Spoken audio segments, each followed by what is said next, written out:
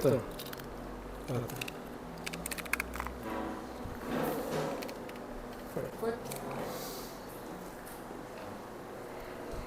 Meus amigos, bom dia. É sempre uma alegria podermos estar aqui compartilhando algumas ideias com vocês sobre doutrina espírita.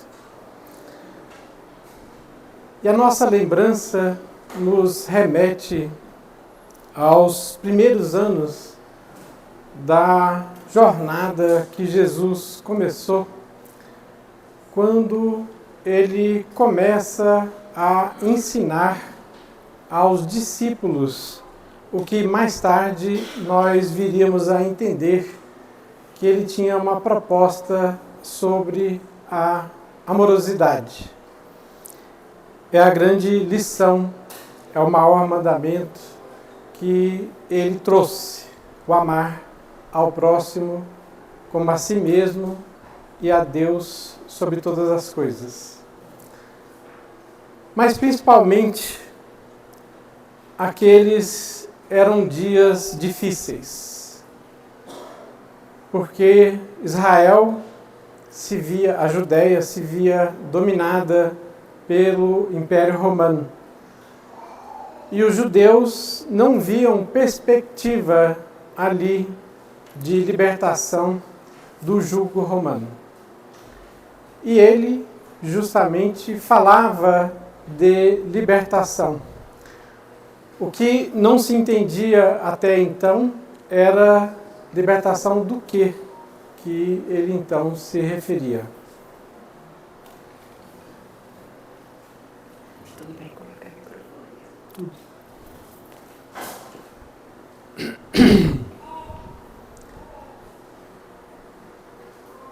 E então, ele trouxe a mensagem. E aqueles 12 iniciais, então, foram tocados.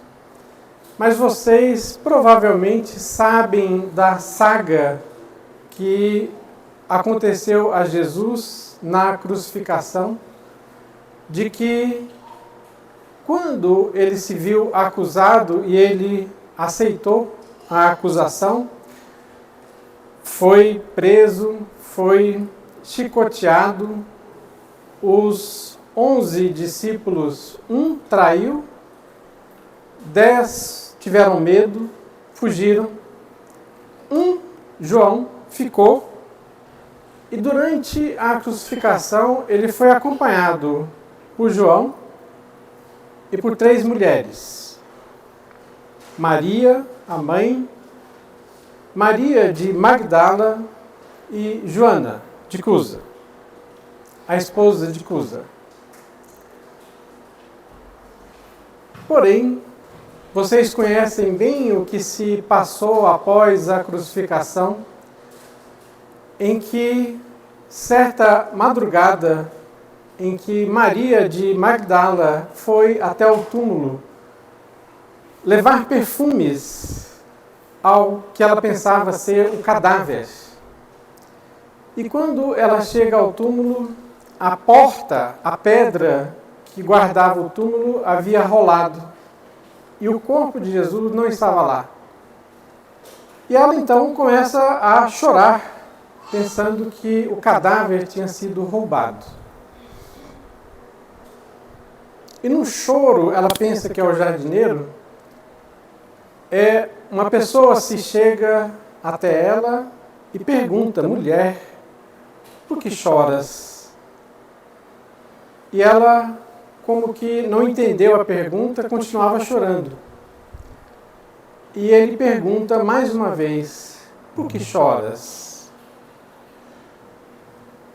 E ela se volta e responde: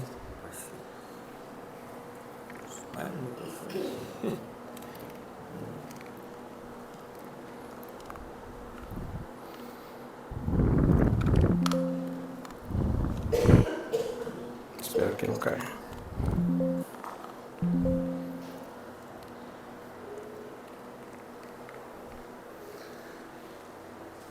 E ela então responde: tu não vês que levaram o corpo de nosso mestre? E ele então, mais uma vez, responde: Maria.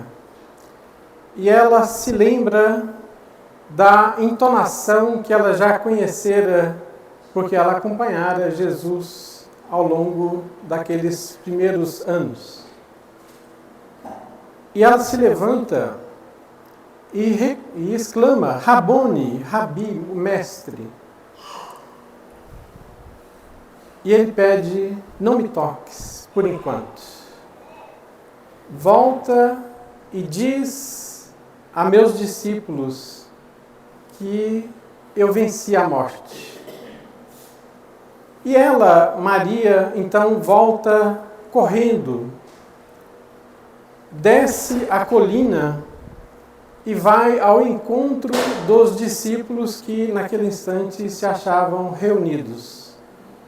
E eles duvidam. Mas por que Maria? Porque conheciam o passado de Maria de Magdala. Por que ele não se apresentou à mãe, que era respeitada? Por que ela? E Maria, a mãe, então se levanta e diz: eu creio em você. E conta o Evangelho que naquela noite, com os discípulos novamente reunidos, menos Judas, que havia se suicidado, ele comparece à Assembleia.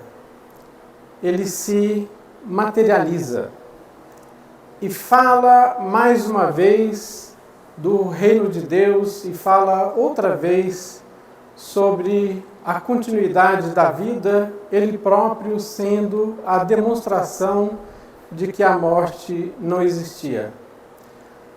Um deles tinha visto Jesus crucificado, lanceado e morto. Sabia que Jesus havia morrido, mas ele estava ali, mais uma vez, redivivo, falando novamente da beleza do amar. E durante 40 noites, e deveriam ter sido noites maravilhosas, Jesus ensinou novamente aos discípulos. E aquelas 40 noites teve um efeito singular na fé, que eles ainda a tinham vacilante. Porque eles viram que o que Jesus anunciava não era uma figura de linguagem, era a realidade da sobrevivência, era o fato de que ele teria vencido a morte. Foi nesse período que ele ordena aos discípulos que vão às vilas, 2 a 2, anunciando o Evangelho. E terminada aquele período de 40 noites, acontece o dia de Pentecostes. É provável que vocês se recordam o que aconteceu em Pentecostes. É aquele episódio em que línguas de fogo aparecem sobre as cabeças dos discípulos e cada um fala em línguas diferentes. O Pentecostes notabilizou-se pelo episódio da xenoglossia, em que, através da mediunidade, se pode falar em línguas que você, nessa existência, não conhece. E eles falaram em línguas diferentes e todos que se encontravam no Templo de Jerusalém entenderam o que queria dizer a mensagem. E vocês provavelmente, se olharem em perspectiva o que se deu desde então, vocês vão observar novamente uma saga. Porque desde então, o movimento de espalhamento do amar se dá na civilização humana. Quando Carol veio aqui, ela falou sobre um café da manhã, que é o café da manhã do Natal. Isso é ou não uma manifestação do amar? Não tem dúvida que é. Porque as gestantes, então, se veem ali amparadas, além do prazer de estarmos juntos, as gestantes se veem amparadas com recursos que advêm desse movimento. É o amar. É sobre isso a revolução que Jesus, a libertação que ele pregava, que ele ensinava e os discípulos ainda ensinam. É sobre esse aspecto que continua sendo uma revolução para todos nós. A história dos discípulos não se finda ali, em Pentecostes. E eu escolhi uma delas, que é Joana de Cusa, que é Joana de Ângeles, a propósito, em que o esposo faleceu, ela se viu ameaçada pela pobreza e voltou a Roma para a conquista do pão diário para ela e seus 2 filhos. E ela, cristã, comparecia às reuniões cristãs nas catacumbas. E numa dessas noites que ela escutava alguém que viera da Judéia, ela foi presa junto com um filho ainda relativamente jovem. E eles foram condenados à fogueira. Ela foi açoitada para que abdicasse da fé cristã. E ela não abjurou. Quando os soldados perceberam que ela não cederia sob o açoite, passaram a chicotear o filho recém-saído da adolescência, que não tinha a mesma fortaleza moral que ela possuía. E ele implora: mãe, abjura, tu não vês que eu sofro? E ela, firme: tu não sabes o que me pedes. E não abjurou. E irmão X, no livro Boa Nova, narra o episódio em que, quando o soldado ateia fogo às achas de madeira sob os pés de Joana, quando o fogo começa a crepitar, e eu soube nessa leitura que o primeiro fenômeno na queima é os cabelos evaporam. Alguns não padeceriam desse problema.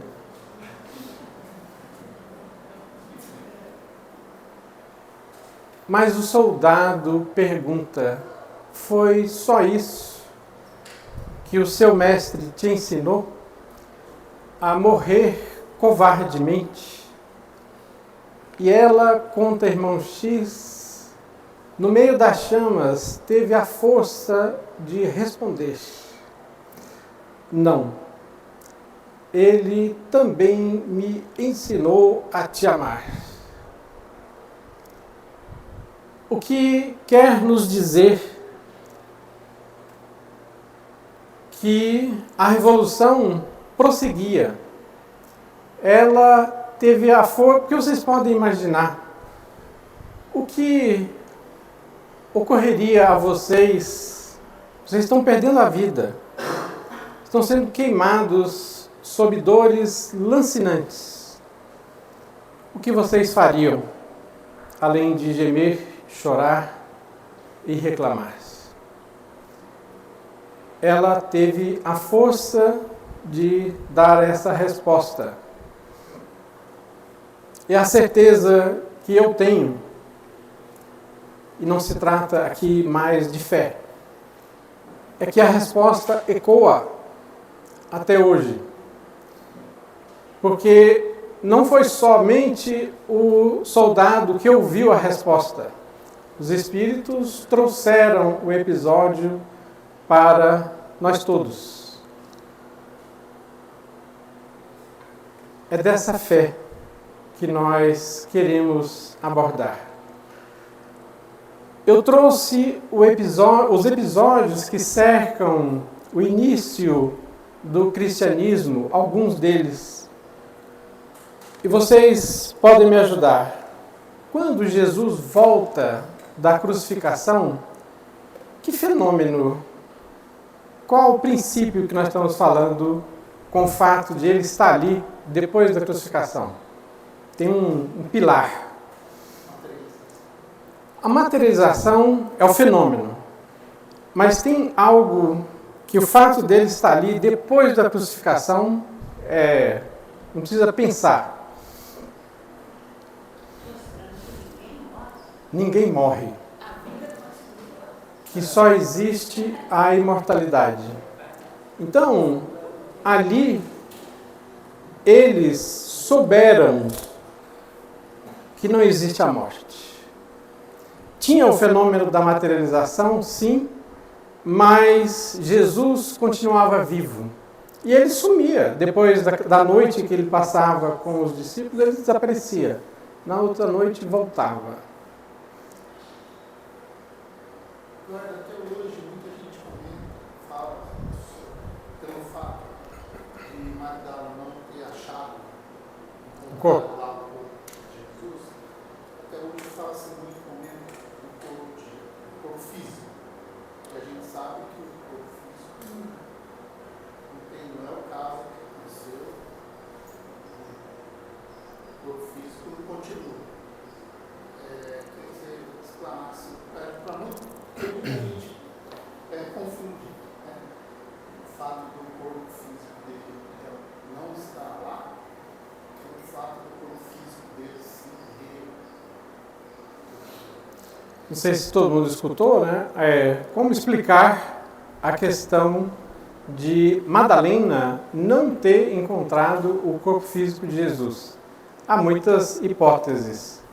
Uma delas é que o corpo físico desintegrou. E, de fato, Jesus desapareceu. Né? E até o episódio das 40 noites, porque ali eles estavam reunidos todos, os discípulos mais diretos, não somente os 10 que ficaram, aliás, os 11. Maria sempre foi presença constante, Maria de Magdala novamente, e Joana eram presenças de sempre. Então, a hipótese de que fluidos eram cedidos para a materialização parece bem viável, para explicar como Jesus se mostrava a eles. Do mesmo modo, quando Madalena viu pela primeira vez Jesus, é provável que ela fosse, não é necessariamente só essa a hipótese, porque poderiam ter outros médiuns nas redondezas. O monte onde estava Jesus tinha túmulos, e, portanto, pessoas iam até lá chorar os seus mortos, entre aspas. Mas ele se materializou, a Madalena. Então, a hipótese é de que houve uma desintegração, que eu não queria elaborar além disso.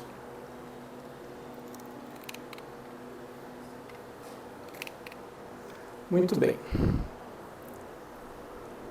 eu falava que um fenômeno é a imortalidade. Mas teve as 40 noites, teve Pentecostes. O que isso diz para vocês? O que ou que pilar que particularmente Pentecostes demonstra? Que os Espíritos se comunicam. Que o próprio Jesus, um Espírito puro por excelência, mas é um Espírito. Ele se manifestava. Mas vários Espíritos se manifestam através dos apóstolos em Pentecostes. Então, um segundo pilar da doutrina espírita está ali demonstrado, é a mediunidade. Os Espíritos voltam e trazem a mensagem imortal de que não somente eles estão vivos, mas também trazem os ensinamentos que deles podem advir. E aí, a gente traz, né, assim, uma sentença que, se vocês olharem, está na abertura, está na contracapa do Evangelho. A fé inabalável é aquela que pode enfrentar a razão face a face em todas as épocas da humanidade. Nós enfrentamos dias difíceis, exatamente porque o conhecimento, a ciência, nos alcança de um jeito muito simples. Eu vi vários de vocês com o celular na mão. Com o celular você acessa a internet. Com a internet você tem acesso a um universo de conhecimentos. E não é fácil fazer esse enfrentamento. Já não se aceita a verdade pré-estabelecida sem o apoio da razão. Só para mencionar, eu podia ter mencionado Adão e Eva, mas seria um mito que nós já superamos. Mas que é uma difícil? O mito da infalibilidade papal. Sabem o que é isso? Em 1870, então, num dos concílios, foi declarado que o que o Papa dissesse era infalível. Infalibilidade papal. Mas é um homem, é um ser humano. Se é um ser humano, ele falha. Nós sabemos, nós falhamos. Ele não é tão diferente assim de nós mesmos. Certa vez eu conversava com um católico, meu amigo, fervoroso, e eu falei sobre a infalibilidade. Ele disse assim: ninguém acredita mais nisso. Porque não se consegue fazer o enfrentamento da razão. Então, várias das crenças que não são sustentadas pela razão, elas falem. Elas falham. E aqui, né, é do Evangelho segundo o Espiritismo, né? Eu trago uma sentença logo depois de o item, né, que é o homem de bem, no capítulo 17, Kardec anuncia isso aqui. Bem compreendido, mas sobretudo bem sentido. O Espiritismo leva aos resultados acima expostos. É sobre o homem de bem. Então, ele vinha falando sobre o homem de bem. Que caracterizam o verdadeiro espírita como o cristão verdadeiro, pois que um é o mesmo que o outro. Ou seja, aqui tem algo para a gente fazer uma reflexão, que é o seguinte: o Espiritismo, de fato, fala muito a razão. Traz o fenômeno mediúnico para suportar, para dar suporte às várias teses, às vários pilares que a doutrina espírita expõe. Um dos exemplos é a reencarnação. Não é só o fenômeno mediúnico, mas é também o fenômeno mediúnico. Kardec conhece a reencarnação pela resposta que os espíritos trazem a ele, porque inicialmente ele tinha dificuldade com o pilar da reencarnação. Mas hoje já não se trata mais, se eu falar de reencarnação, de ter fé sobre a reencarnação. É o único fenômeno humano que pode deixar plausível a justiça divina e tudo que nós enfrentamos e vemos aqui na Terra. Nós vemos diferenças muito grandes entre pessoas. O atleta e o paralítico. As pessoas que passaram por problemas de ordem física que assustam, perderam a capacidade total do pescoço para baixo. Por quê? É porque Deus permite, se não há uma explicação plausível para o fato aqui na Terra, ou o fenômeno dos gênios. Aí vocês podem relembrar-se aí de grandes gênios que se manifestaram em idade muito tenra. Mozart, para citar um caso, aos 4 anos, Mozart tocava piano. E é memorável que, com 8 anos de idade, Mozart foi levado ao Vaticano. E lá ele escutou um coro cantando o Miserere Deus, de Alegre. É uma música maravilhosa que vocês podem olhar na internet e escutar o que é essa música. 8 anos. A música, por um desses desvios na minha cabeça, o Papa proibiu que os cantores levassem do Vaticano a partitura, porque era tão bela que tinha que ser escutado na Catedral de São Pedro. E Mozart ouviu uma vez e transcreveu de memória, 8 anos. Escutem a música para vocês saberem do que eu estou falando. Porque ela tem, eu esqueço o nome que dão à música, quando tem várias vozes, integraus. Tem um nome, ele replica. Ele replica a pauta do Miserere. Mas, um ano depois, foi dado a ele escutar novamente. E ele ficou irritado, porque ele havia errado 2 notas. 8 anos. É só um exemplo, dentre vários, para a gente refletir. Há algumas pessoas que eu posso falar assim, esse aqui nasceu sabendo. Não pode ser. Não tem tempo suficiente para adquirir experiência na existência. Então, muitos dos fenômenos são explicados pela experiência anterior, pelas reencarnações que você teve, em que você acumula certos conhecimentos, certas habilidades, incluindo a habilidade de amar. Você aprende o amar. Você treina o amar. Isso é importante.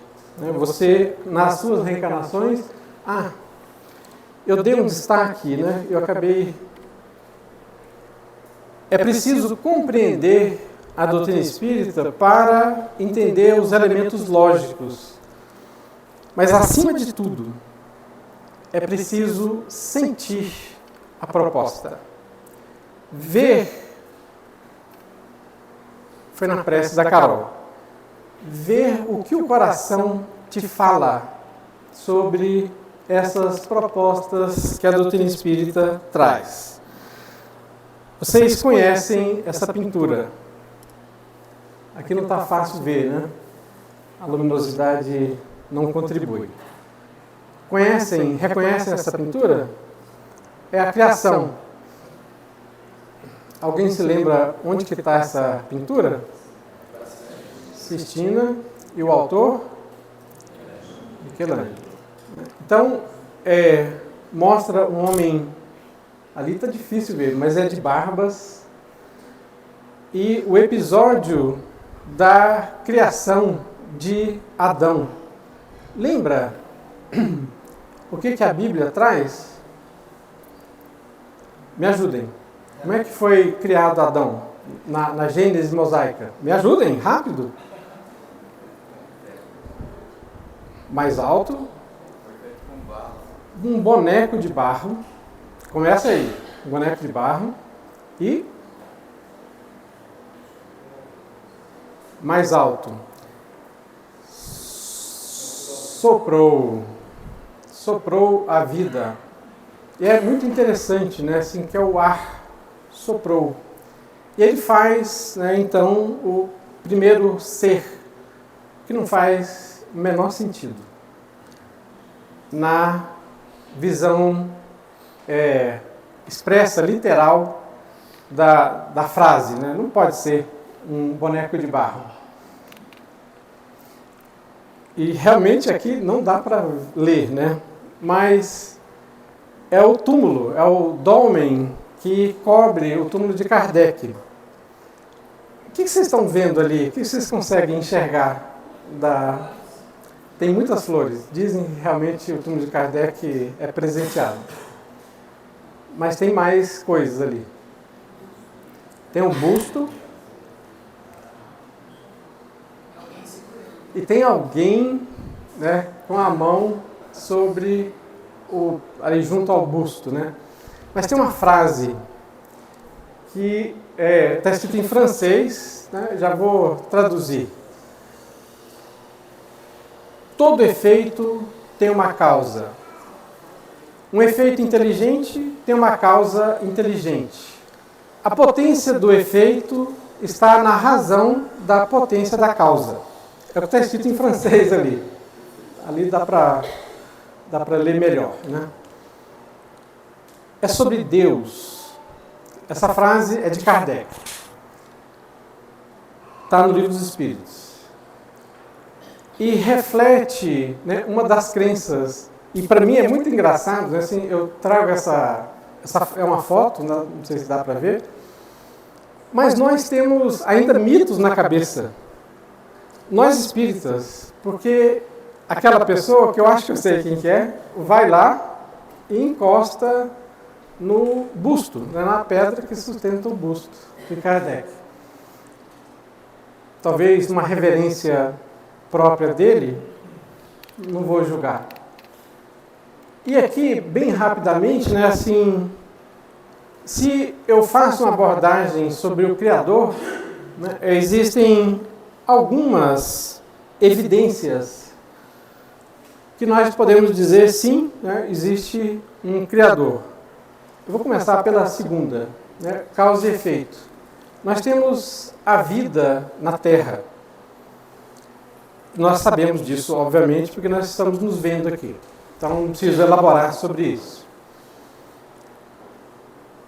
Nós temos a vida. E a gente vai ver daqui a pouquinho, a vida não consegue se criar sozinha. Ela tem que ter uma causa anterior. A gente vai elaborar mais sobre isso. E a causa antropológica, isso é uma palavrinha mais difícil, né? Assim, se você olha em praticamente todas as civilizações da Terra que nós temos notícia, houve a crença de uma divindade. Pode não ser a mesma ideia que nós fazemos de Deus Criador hoje. É verdade isso. A crença de um Deus único é recente, é Moisés, que ela se espalhou. Essa crença já existia antes, mas foi com Moisés que ela se popularizou. E Jesus traz essa ideia. A ideia, ele sempre se referia a Deus como o Pai, o nosso Pai. Vocês sabem bem de onde que a gente extrai essa ideia. O Pai Nosso é um dos ensinos dele, de Jesus. Mas ele se diferencia da ideia de Moisés de um Deus cruel, de um Deus que se vinga, de um Deus dos exércitos. Ele trata a figura ou a ideia de Deus como de pai, alguém que cuida, alguém que cria. E a nossa visão, que de modo algum se distancia da ideia de Jesus, exceto que, como eu vinha falando, o Espiritismo traz uma base. Uma dessas é essa aí, né, que a gente acabou de falar. A matéria não se organiza, não se cria. Não cria a vida, melhor. A matéria não cria a vida. Esse termo pode ser estranho a vocês, entropia, mas ele de vez em quando aparece por aí. Quem estudou e lembra bem do 2º grau vai lembrar. Entropia está ligado à ideia de organização ou desorganização da matéria. Então, uma das experiências mais interessantes, né, para dar o contexto de entropia, imaginem um copo d'água limpa, de água pura, e que você coloca 2 gotas de tinta, pode ser azul, de tinta no copo. A tinta é feita de átomos e moléculas. Quando ela cai na água, o que acontece?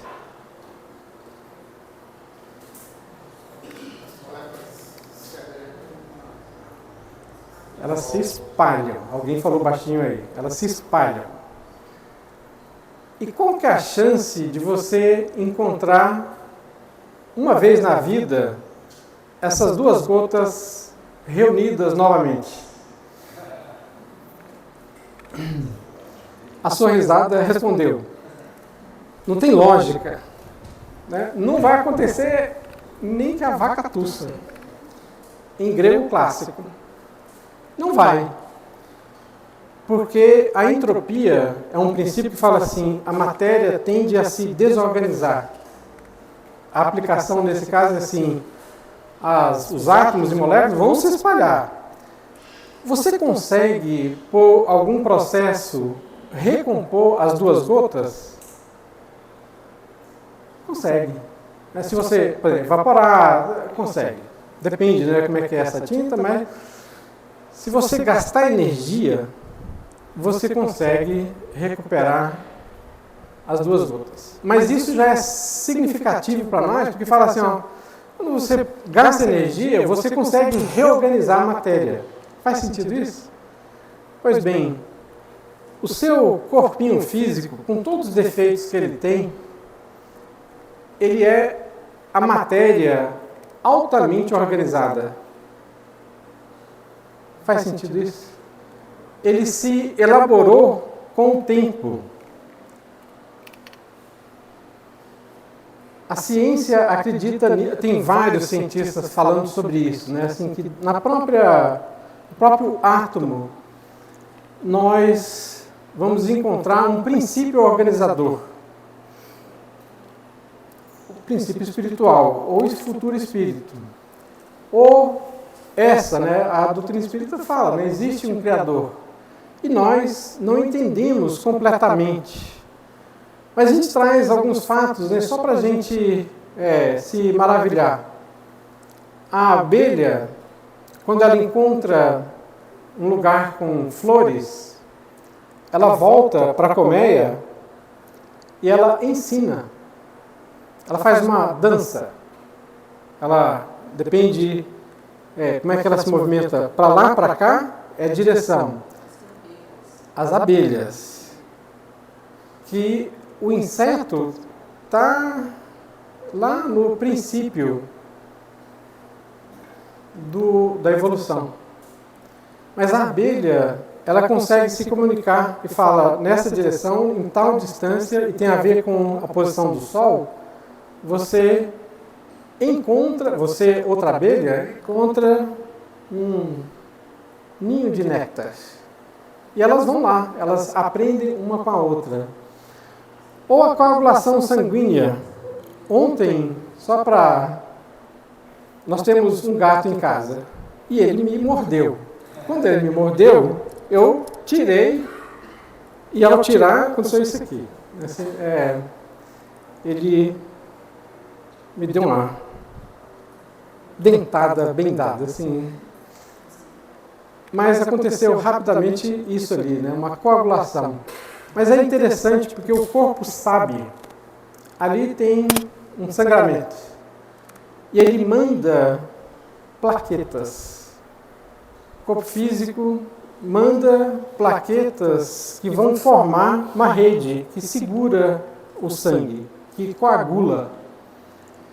E o equilíbrio dos planetas, que é outra das manifestações, né? E aqui, bem rápido, Emmanuel, em A Caminho da Luz, narra isso. Assim que a Terra apareceu graças ao trabalho de Jesus e outros espíritos angélicos. É graças ao trabalho dele, da espiritualidade, que a vida foi crescendo em complexidade biológica e resultando em você, corpo físico.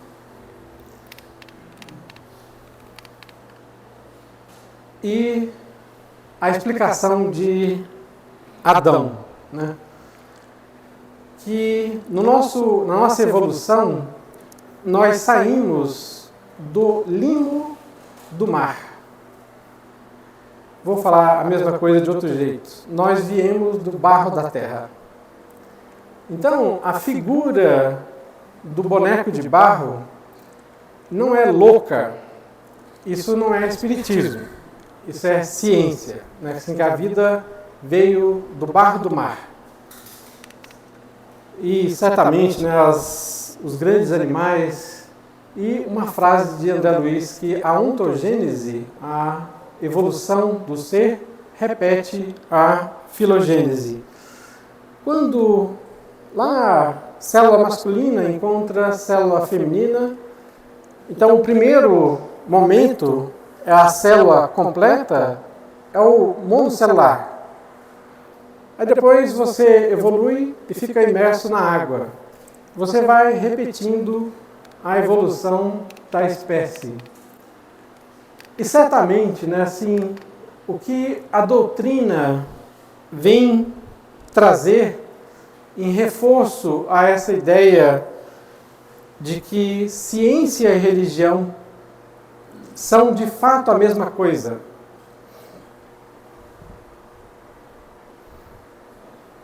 Houve um momento que os cientistas eram sacerdotes, há milênios atrás. O que a doutrina espírita traz é uma ponte entre a ciência e a religião. Ela vem explicar, ela vem trazer fatos que, de fato, dão base ao que a ciência vem fazer. E não podemos viver uma sem a outra. Se nós, religiosos, esquecermos da ciência, logo vão aparecer dogmas, vão aparecer aquelas crenças que não são sustentadas. E a ciência sem a religião padece da falta de amorosidade. Nós precisamos dessa ponte.